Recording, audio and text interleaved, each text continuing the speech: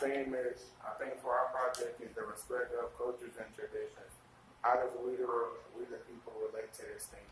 So We the People was about how a lot of students getting disrespected. So if your project is about respecting different cultures, obviously that comes with people not respecting cultures based off of a bunch of things.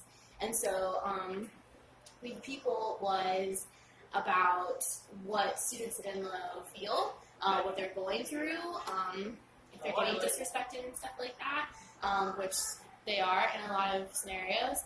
So they wrote scenes about, some of the scenes were about getting disrespected by teachers, by other students, by adults in general, and to make people aware of that. All right, so what were your primary goals of We the People? Our primary goals were to make everyone aware of how students at Enloe are feeling and what they go through, and ideally try and find, or at least start the conversation of solutions. And it's cool because it's a project that is going to be different every single time you do it. So it's going to be different in 10 years because the students at different schools are going to be facing different things. So it just depends. All right.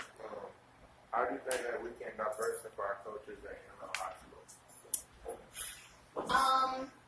I think it's going to take a group effort. I think it's definitely going to take. I think that both students and teachers need to be invested in the sense of let's be aware, yes, let's talk about it, but let's also find solutions. And bringing together Enloe students as one big force around events that everybody can relate to. We have so many organizations here, and so I don't know, sometimes I do feel like sometimes there is a stigma that I guess certain organizations or events that people go to are only for certain students, and I don't know why that is.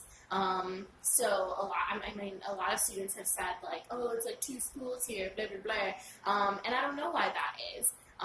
So I think it's going to take the students coming up with those ideas, because anytime that we as faculty are hey, what about this, there's always some kind of a pushback, whereas if we have student leaders here who say, no, this is the idea we want to have, well, that was their idea, it wasn't adults' idea. So if it's a student's idea and if it's the students driving that force, then I think that it's going to get a bigger attachment from the students.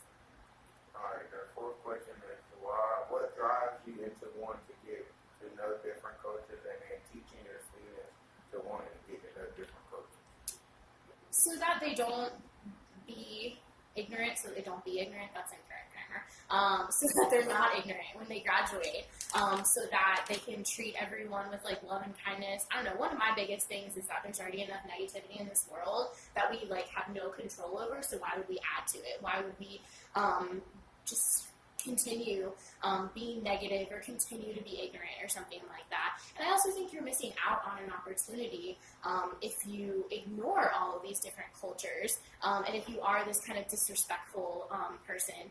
And I don't know, I guess I am a believer in you get what you put in, so what you put out, what you give to other people, ideally that's going to come back.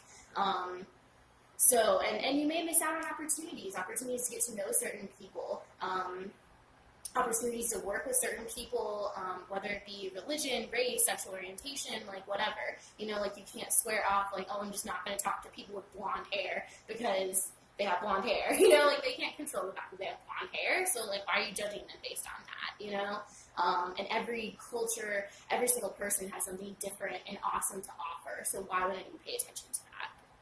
All right, the last question is, how do you think that Enloe can ensure that we are respecting different cultures? I think by acknowledging them, by celebrating them, and also by not being ignorant and not by saying ignorant statements oh, you just think this because I'm this, and assuming certain things, assuming that I don't know. A lot of people have always assumed I'm Jewish because of my hair, and I'm not, and I think that's I don't know, like that's where we get stereotypes, and that's where we feel like people are in boxes, and assuming that people are, dumb because they're really good at a sport, or assuming that they're super nerdy because they make good grades or something. Like we have all these stereotypes that we build up in our minds, and then that limits people, and then they start believing it. If you get told enough, hey, you're dumb, then eventually you're going to start believing that you're dumb, but, and I don't know, I guess just elevating the maturity in general and making positive things popular, making, and really celebrating, like, good,